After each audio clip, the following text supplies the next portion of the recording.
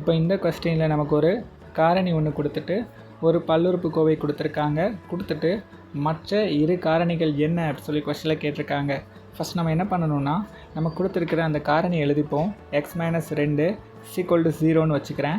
இப்போ இந்த x இந்த சைடு வச்சுட்டு இந்த -2 அந்த சைடு கொண்டு போனால் +2ன்னு வந்துடும். ஓகே, இப்போ நமக்கு கொடுத்துருக்க அந்த பல்லுறுப்பு காரணியில் அந்த நம்பர்ஸை மட்டும் எடுத்து எழுதிக்கங்க. 2 -9 7 6. ஓகே, இப்போ இந்த 2 இருக்குது பாருங்கள், இதை வச்சு தான் சால்வ் பண்ண போகிறோம்.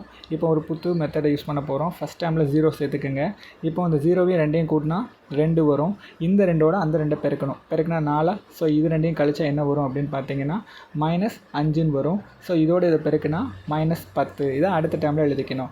இது 2ஐயும் கழிச்சா -3ன்னு வரும். இதோட இந்த -3 பெருக்கினா -6. அப்போ இது 2ஐயும் கழிக்கும்போது 0ன்னு வரும். நமக்கு எப்படி ஆரம்பித்தாலும் கடைசி டைம் 0வில் முடியணும். அந்த கண்டிஷனில் முடிஞ்சிருச்சு.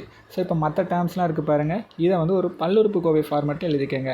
2x² - 5x - 3ன்னு வரும். ஸோ இதுதான் பல்லுறுப்புக்கோவை ஃபார்மேட். இதில் x வராது, ரெண்டாவதுல x வரும், மூணாவதுல x² வரும். ஸோ அதே மாதிரி எழுதிக்கிட்டேன்.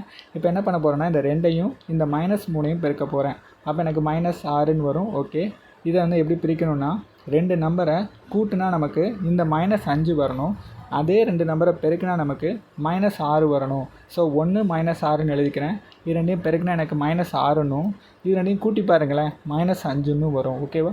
இப்போ இந்த -5ஐ இந்த 1 -6 பிரித்து எழுதணும். அது எப்படி எழுதுன்னு பாருங்கள். 2x² + x, அதுக்கப்புறம் -6x அப்படின்னு பிரித்து எழுதிக்கிறேன்.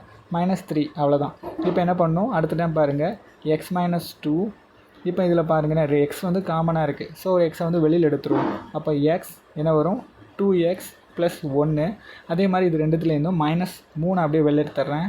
-3 இங்கே என்ன வரும், 2x + 1ன்னு வரும். சூப்பர். இப்போ இந்த 2 டேர்ம்லேயுமே 2x + 1 இருக்குது. ஸோ அதை காமனாக எடுத்துடலாம். அப்போ எப்படி எழுதணும்னா, x - 2, அதுக்கப்புறம் 2x + 1. இதில் x, இதில் -3 இருக்கா, சேர்த்து எழுதிடுங்க. x - 3. ஆல்ரெடி ஒரு காரணி வந்து நமக்கு சம்லேயே கொடுத்துட்டாங்க. இன்னும் 2 காரணியை நம்ம கண்டுபிடிச்சிட்டோம்.